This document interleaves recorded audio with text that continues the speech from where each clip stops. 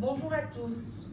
Nouvelle semaine, nouveaux défis, nouvelles perspectives, mais surtout nouvelle opportunité de démarrer ce processus d'identification de valeurs fortes autour desquelles construire notre éthique personnelle. Bienvenue aux chroniques de BDK.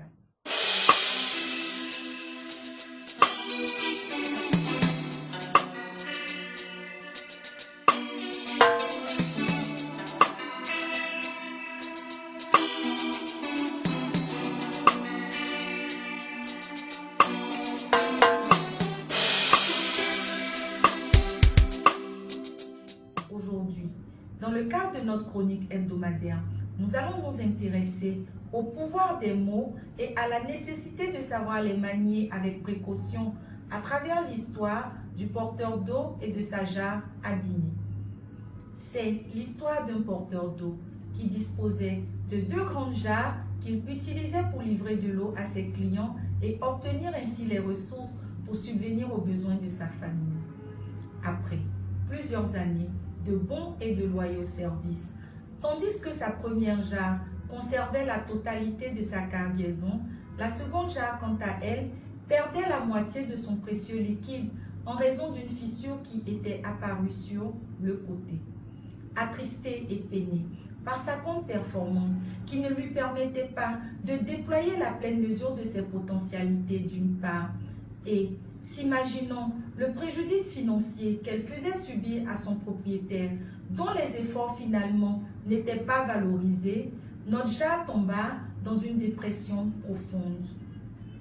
Son propriétaire, qui connaissait le pouvoir magique des mots, arriva à la remobiliser, à la motiver, à lui redonner le sourire en lui expliquant comment il avait réussi à tirer profit de son imperfection pour développer une activité complémentaire de jardinier.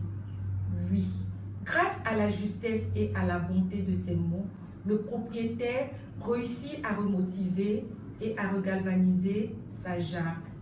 Nous nous rendons donc compte que les mots ont un pouvoir.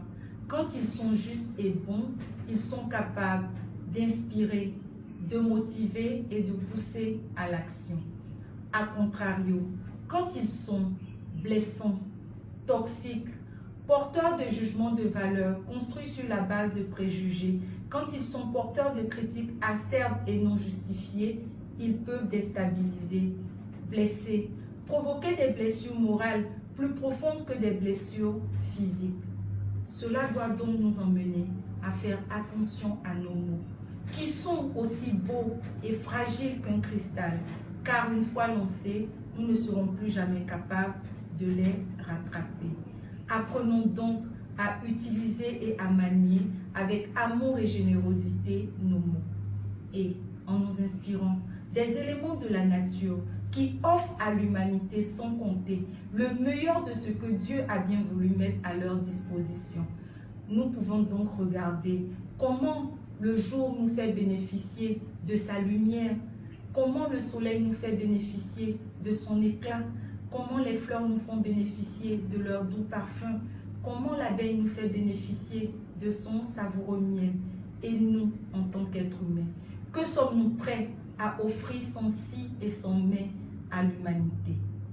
Entre autres potentialités, et si nous apprenions à mettre le pouvoir de nos mots au service de la construction de l'humanité plutôt qu'au service de sa destruction.